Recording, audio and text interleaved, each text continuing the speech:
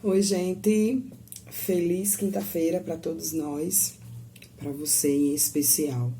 Estamos chegando na reta final, né?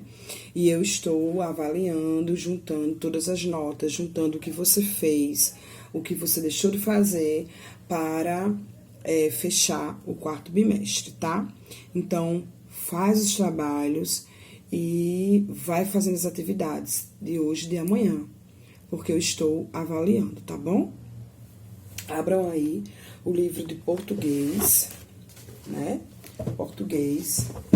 Nós vamos corrigir a página 265, que é 265, que é sobre sujeito e predicado.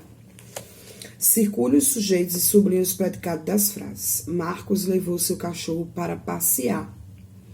Então, Marcos é o sujeito. Levou seu cachorro para passear é o predicado. Então, circula Marcos e sublinha o restante. B. O doce de coco estava uma delícia. O doce de coco, o sujeito. Estava uma delícia, predicado. Sublinha o doce de coco, né? Circula e o restante é predicado, sublinha. Eu e papai jantamos fora. Eu e papai, sujeito, circula. Jantamos fora, sublinha. Os materiais chegaram hoje. Os materiais circula e chegaram hoje, que é o predicado, sublinha. O gatinho tomou todo o leite. O gatinho circula e tomou todo o leite, sublinha. Leia as frases abaixo e preencha o quadro. O bolo é de chocolate. Vamos preencher o quadro. Sujeito, o bolo. Núcleo do sujeito, bolo. Predicado é de chocolate. E o núcleo do predicado, no caso, de chocolate. Segundo preenchimento lá embaixo no quadro. A sobremesa, núcleo do sujeito, sobremesa. Predicado, estava muito doce. E o núcleo, muito doce. A criança, sujeito, núcleo do sujeito, criança. Predicado, sonha. E o núcleo, sonha. Sofia e Sara, sujeito, núcleo do sujeito, Sofia e Sara. Predicado, são traquinas. E núcleo, traquinas. Sujeito, Pedro, núcleo do sujeito, Pedro. Predicado, adora sanduíche. E o núcleo do predicado, adora.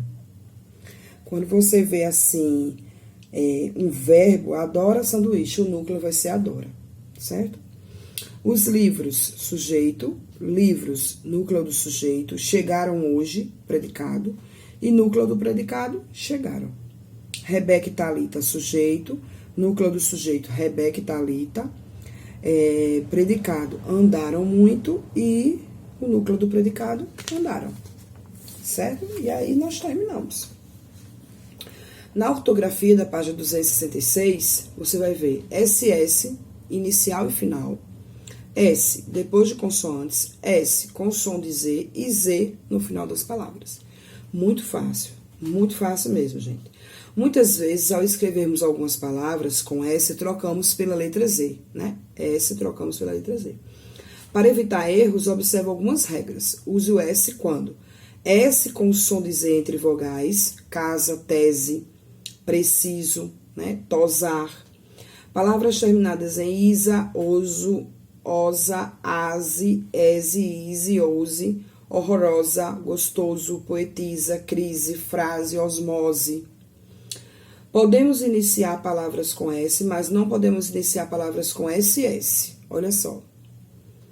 Então, a letra Z no final das palavras tem som de S. O S e o Z no fim das palavras têm o mesmo som.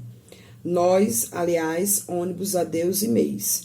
Lápis, simples, país, gás e óculos. Aí, faz, rapaz, feliz, feroz e luz. Arroz, nariz, produz, xadrez e conduz, né? Tudo com som de S. Mesmo sendo o Z, ainda assim, no fim, vai ter som de S, certo? E aí, aí tem aqui, ó. Além de todos os usos da letra S, também podemos encontrar palavras com S depois de consoantes, que é o caso de bolsa, conselho. Na página 266 você vê, lá embaixo, ensinamento, salsa, conversa, personagem, inseto, falso, pensamento, penso, manso, cansaço, certo? Aí agora, na 267, tem uma atividadezinha sobre isso, 268 e 269, certo? Agora nós vamos pegar a história, né, que foi sobre o governo geral, né? Na página 161. Responda, qual era a principal diferença entre o sistema de capitanias hereditárias e o governo geral? Nas capitanias, as decisões ficavam sob responsabilidade de cada donatário. Quem eram os donatários? Os responsáveis pelos lotes de terras, né? No governo geral, as decisões passam a ser centralizadas em um governador geral. B. Onde foi construída a primeira sede do governo geral no Brasil?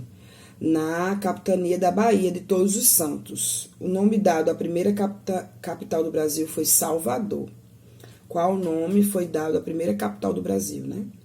Salvador, em 1549. C. Mesmo com a instalação do governo geral, o que aconteceu com as capitanias hereditárias? Por algum tempo, ainda existiram as capitanias hereditárias para estimular a ocupação do território. Então, elas ficaram existindo ainda por algum tempo, certo? 2. Relacione os governadores gerais à duração de seus governos.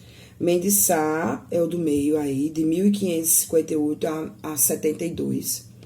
Tomé de Souza, 1549 a 53. E Duarte da Costa, 1553 a 58. Certo? 3. Escreva pelo menos 4 funções do governador-geral que você considera importante.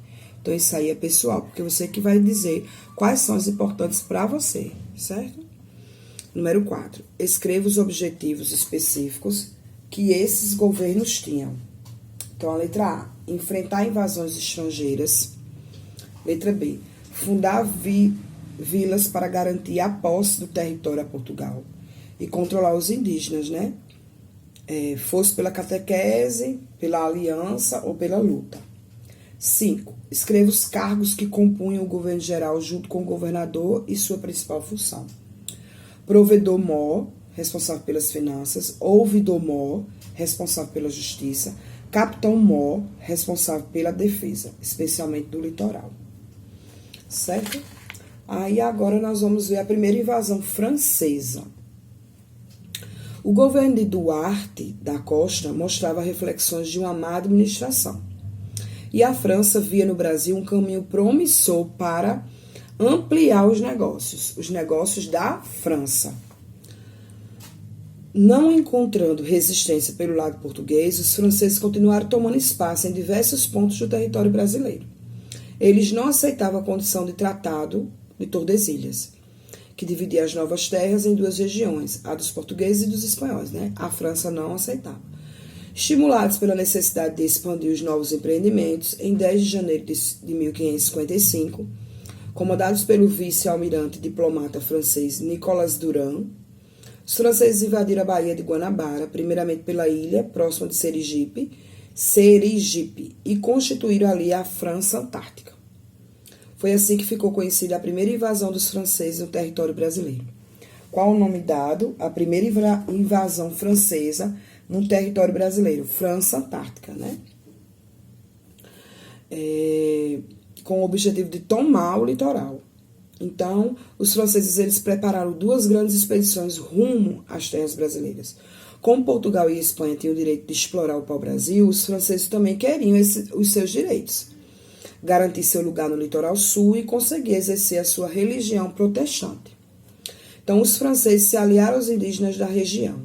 Essa união garantiu, pelo menos por algum tempo, a permanência dos franceses no Brasil, já que os tupinambás, junto com outras nações indígenas, atacavam os portugueses e lutavam pela liberdade e pela não escravização das tribos.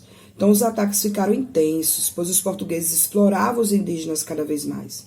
Cansados, os indígenas se uniram, criando a Confederação dos Tamoios para lutar contra essa exploração. Olha só. Então, os franceses se contentavam em negociar diretamente com os indígenas. que, em troca de presentes, forneciam produtos tropicais e pau-brasil. Com essa prática, os franceses se tornavam cada vez mais perigosos, porque iam fazendo um reconhecimento dos melhores pontos do nosso litoral. O governador-geral Duarte da Costa não fez muito para expulsá-los.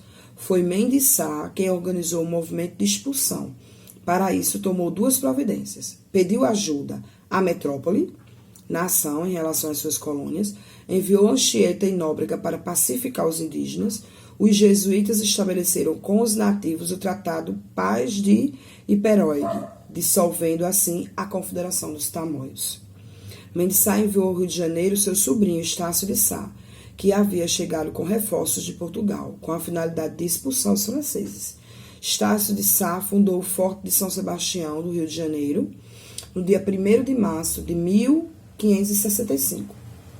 Morreu pouco tempo depois em um combate com os franceses. Em 1567, os franceses foram detonados pelo governador-geral e abandonaram a Baía de Guanabara. Então, houve aí, né, uma expulsão dos franceses. E aí nós vamos responder a página 165 e 166 sobre a primeira invasão francesa, certo? E sabendo nós que teve a segunda invasão, né? E aí vocês vão responder essas perguntinhas aí, da página 165 e da página 166, tá? Então, fiquem bem, até amanhã. Lembre-se que amanhã é dia de aula online, certo? E eu quero muito ver vocês, porque nós estamos já na reta final, tá bom? Beijos e fiquem bem. Tchauzinho.